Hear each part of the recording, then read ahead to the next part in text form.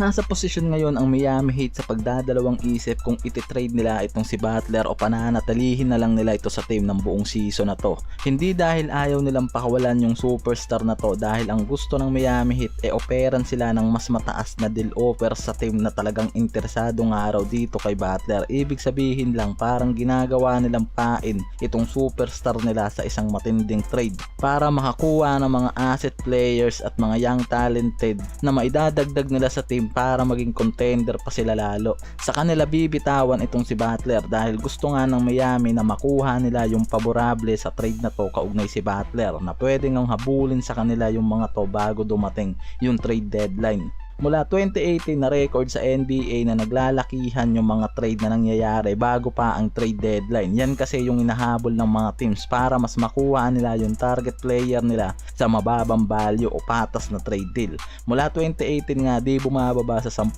trade yung nangyayari bago yung deadline, pero ngayong 2025 yung trade deadline na to nagaganapin sa February 6 hindi ganun karami yung nangyaring trade di tulad ng inaasahan ng mga insider na mangyayari, at wala nga ganong teams yung nagpakita ng malaking trade deal o game changing deals na inaasahan. Pero may mga ilang nakalusot dyan, may mga rumors at speculation na nangyari katulad nga ng ginawang movement nitong Lakers at Golden State Warriors. Ang Lakers kinuha sa Brooklyn itong si Dorian Finney-Smith at Shake Milton, kapalit itong si DeAngelo Russell at second round pick nila. Ang Warriors kinuha sa parehas na team itong si Schroeder, pero hindi yan yung pinaka-trade na inaasahan ng mga insider dahil hindi ganun kalaki yung impact na maibibigay ng mga player na yan sa trade dito sa Warriors at Lakers. Hindi yan yung trade na magpapalakas sa team, kaya naman inaasahan na may mas malaking trade na gagawin itong Lakers at Warriors sa parating na trade deadline. Si Butler, Cameron Johnson at Zach LaVine yung mabibigat na pangalan sa mga trade rumors na lumalabas, at inaasahang isa sa mga yan yung mangyayaring malaking trade bago ang trade deadline, pero isa man sa mga yan walang natuloy. Pero malaki pa rin nga daw yung posibilidad at panigurado na merong mga teams ang kukuha sa mga superstar na to sa tamang pagkakataon.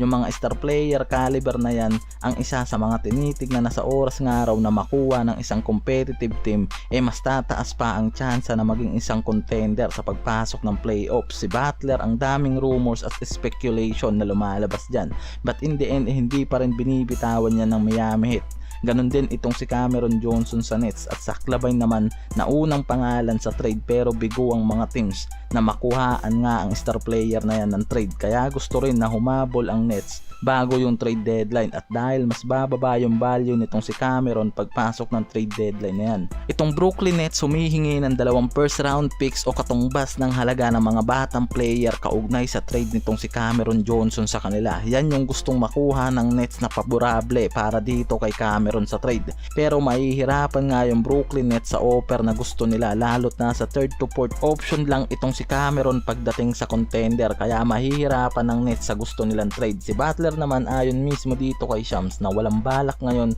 itong Miami Heat sa trade kaugnay itong si Butler, maliban na lang kung merong mag-offer sa kanila ng mas mataas na trade offer para dito sa superstar nila. Mula sa mga asset player at mga round picks, yan yung hinahabol na trade ng Miami Heat para kay Butler. Yan lang yung offer na kakagatin nga raw ng Miami Heat sa oras na gusto na talaga nilang bitawan itong si Butler, kaya wala ring magawa ngayon itong si Jimmy Butler kundi maglaro at hintayin yung team na sobrang interesado sa kanya at kakagatin yung pabor na gusto nitong Miami Heat sa trade na yan, dahil gusto ng Miami Heat na nasa kanila yung paborable sa trade na mangyayari dito sa superstar nilang si Butler. Dahil ang gusto nga ng mga to, even na mawala sa kanila itong superstar nilang si Butler, merong matinding kapalit o mga young talented player na mas magbibigay nga sa kanila ng pagiging contender at mas magagamit nila pagdating sa future. Yung Bulls naman ngayon sobrang interesado para i-trade itong si Zach LaVine, pero wala silang makuwang trade offer dyan. Una nang sinabi ng Chicago Bulls na handang-handa na sila sa mga offer ng teams para sa superstar guard nilang si LaVine, pero hanggang ngayon walang teams na na nagpapakita ng interest dito. Masyadong mataas yung contract nitong si Lavine na 20 million per year, kaya nahihirapan din yung mga gumagawa ng hakbang sa trade na yan dahil mahihirapan nga raw sila na magbitaw ng mga asset players para lang makuha itong si Zach LaVine. Ang balak kasi ng Bulls gumawa ng trade para sa mas palakasin yung roster nila, pero kung wala nga raw talagang trade na mangyayari dito, maaari nga raw na mapilitan sila na i-stack na lang itong si Zach LaVine sa roster nila.